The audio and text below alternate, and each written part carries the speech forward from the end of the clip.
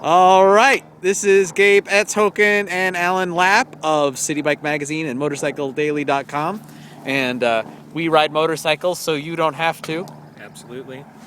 And we are here with a pretty special motorcycle. It's a 2012 Aprilia Tuono V4. And I gotta say, this thing is a hell of a motorcycle. It's mental. It's really not for normal people. And well, let's talk about why. As soon as this stupid helicopter leaves us alone. I wonder if that's the regional park police. You're too late. All right. So what you have here is it's the chassis and motor from the RS-V4R sport bike.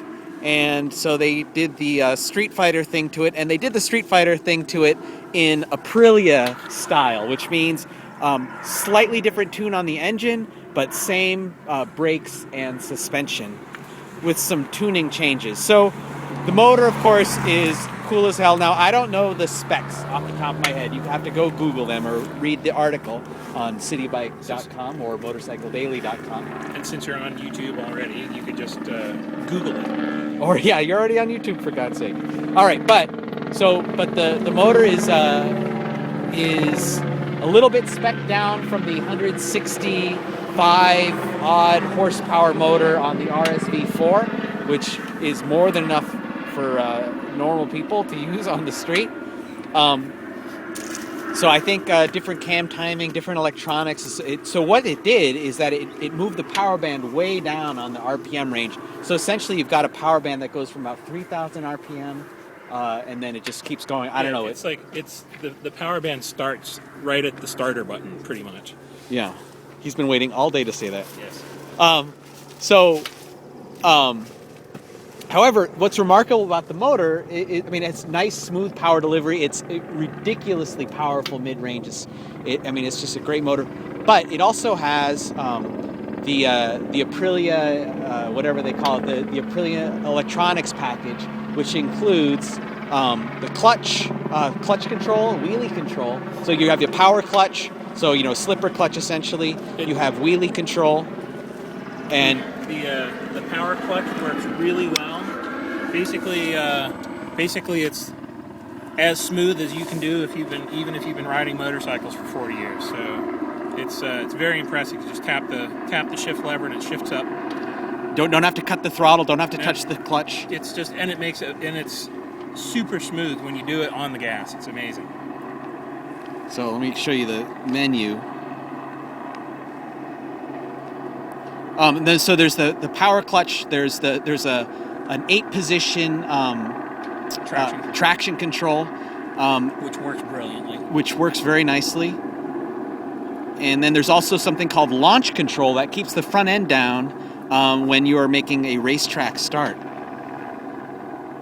I did not test that. I didn't have the guts to test that after watching Danny Pedrosa flip his GP bike a couple of years ago.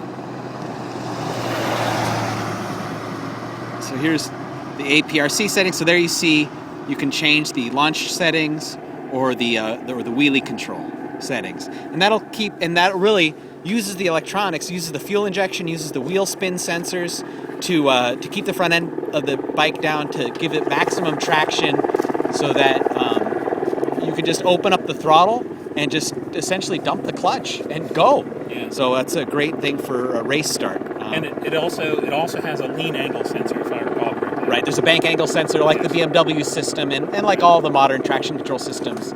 Yeah. So what else can we say about this bike, Al? Well, as you said earlier, just feed your license to a paper shredder if you have the. It's really just give up now. Just turn yourself in. Just hand it over. It's if you've got the electronics package set to an aggressive mode, it'll wheelie anywhere, anytime, at functionally any speed. Not that we've tested that, of course, because this is a public road. That's illegal. Yes, that's illegal. So, and the other ironic thing is that if you set all of the electronics to a very conservative level to prevent wheel spin, to prevent wheelies, it's actually very tame. I would not go so far as to say it's a good beginner bike,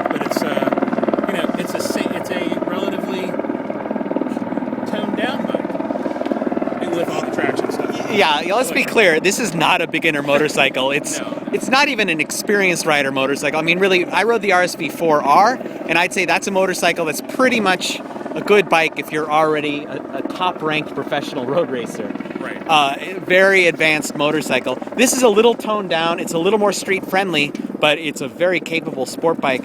I had a great time riding it. It's 14 grand. And should we mention the sound? It sounds fantastic. So let's go out. If I were to own this bike and put an aftermarket exhaust on it, I would worry about what the constant Woody would do to my reproductive capabilities. Okay, all right. Come on, this is YouTube. You're gonna get us kicked off YouTube, man. Oh, that was all right. tame. So let's fire it up. All right.